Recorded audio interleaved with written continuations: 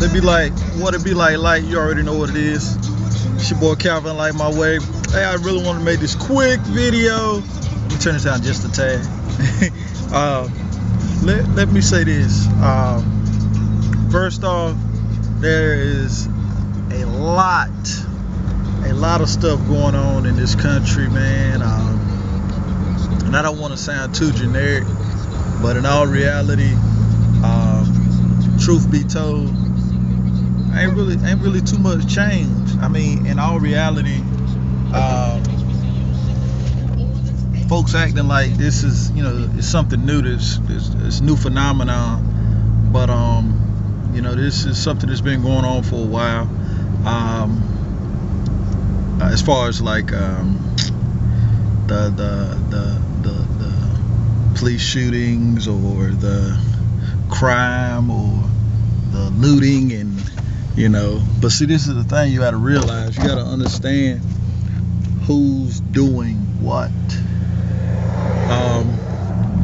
And I actually got a phone call from one of my best friends, Miss Monique Smith, chill, cousin, you know what I mean? But anyway, and we talked for a while because we had pretty deep conversations, and she got a lot she want to say, and there's a lot that I could say, but in all reality, that's why I've been quoting a chapter of scripture every day for the last 5 days. I just put it on the book, because in all reality, my opinion don't mean too much, aside from the word of God. I mean, honestly. But this is the thing, y'all. What we have to do is know who's doing what. What's in control? Who's in control? What's the agenda being pushed? What's the end game? So when you can understand the end game and identify the players in the game, and not focus so much on the pawns being played, being us, you actually see what's going on. And I don't want to sound too how they say conspiracy theory like but is it I mean, you can call it what it is. I call it conspiracy fact.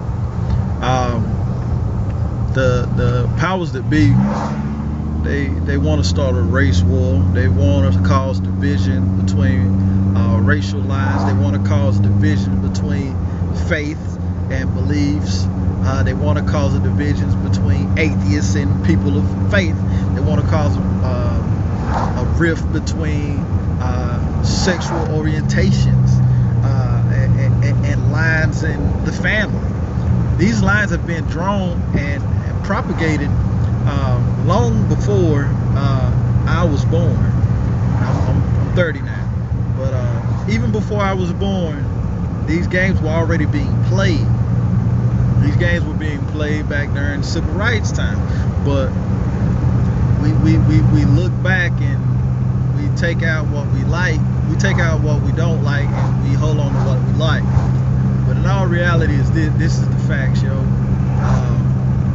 If you want peace, if you want joy, if you want happiness here on earth, because this a lot of my brothers be saying, oh, everybody else get heaven here except for black folks. All right, let's be real. This is a statement to everybody, but just remember what I said. Okay, it all starts with you and your relationship with the Most High. I'm not talking about false religions. I'm not talking about people being religious.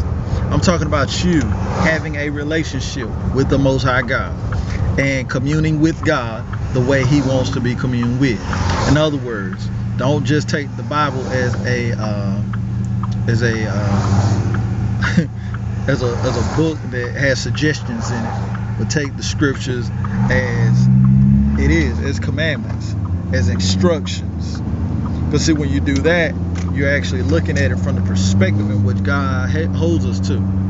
Or you can just do what you want, because that's what a lot of you doing anyway. A lot of cats take scripture and they say, oh, this is done away with, that's done away with. We only got to worry about these pages here. but we're still gonna keep this right here and that right, and that's a bunch of crap. The problem is we're not focusing on the main thing. We're focusing on our biases and our beliefs. Now, if you want peace, you want joy, it starts with God. Secondly, on this planet, the people we deal with, we must, all of us, black, white, brown, I don't even care your religion, okay? We must be able to communicate. You hear this? Communicate with each other. You gotta have talking grounds. You gotta be able to talk. You gotta be able to communicate. You gotta be able to articulate your heart, what's in your heart, what's in your mind, so that the other individual can understand it. Well, understanding brings forth peace. You know what I mean? It brings forth understanding and the ability to relate. That's the thing. People don't want to relate anymore. The system got us so jacked up and high-wired that we only care about ourselves. And people that don't particularly fall into the same category as us, we say screw them. And that's seriously where we're at right now. That's why people are pissed off. That's why people are upset when they see other individuals peacefully protest. I ain't talking about the cats that's killing people and beating people the hell up. That ain't protesting, that's rioting. Okay? But people that peacefully protest, like the football player cat. I don't follow football, so I don't know his name. But anyway, all right, people get mad whenever people riot, right? These people in the street, they blocking traffic. They pissed off. Oh, you shouldn't be rioting like that. You causing confusion. You need to peacefully protest. Okay, so the brothers sit out the game, you know, during the Pledge of Allegiance or Star Spangled Banner, whatever the song is, and instead of standing up, he take a knee peacefully. Well, he sits back peacefully. He ain't, you know, causing no disturbance. He just sat down, kind of like Rosa Parks did, right?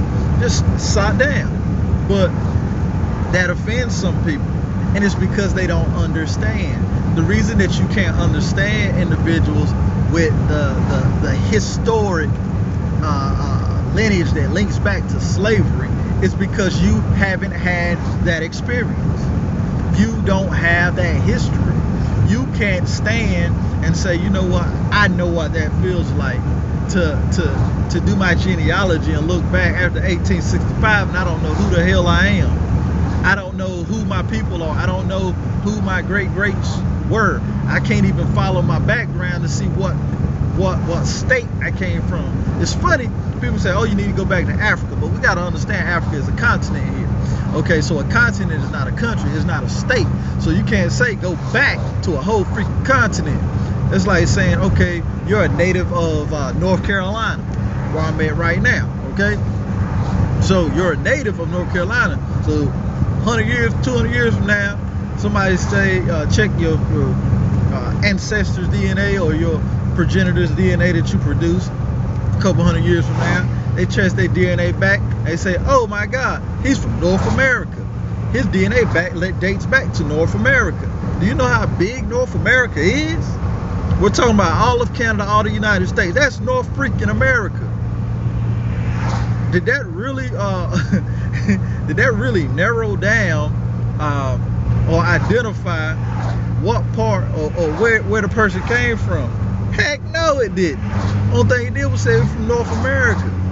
It didn't tell him that his family ancestors once lived in North Carolina in Sampson County or in Charlotte, or you know what I mean? It's not giving a complete breakdown. So when it comes to history, you know, there's people that can trace their DNA or their lineage all the way back to some king or some queen or you know, an actual street, you know, to where 15 generations back they know exactly who that person was.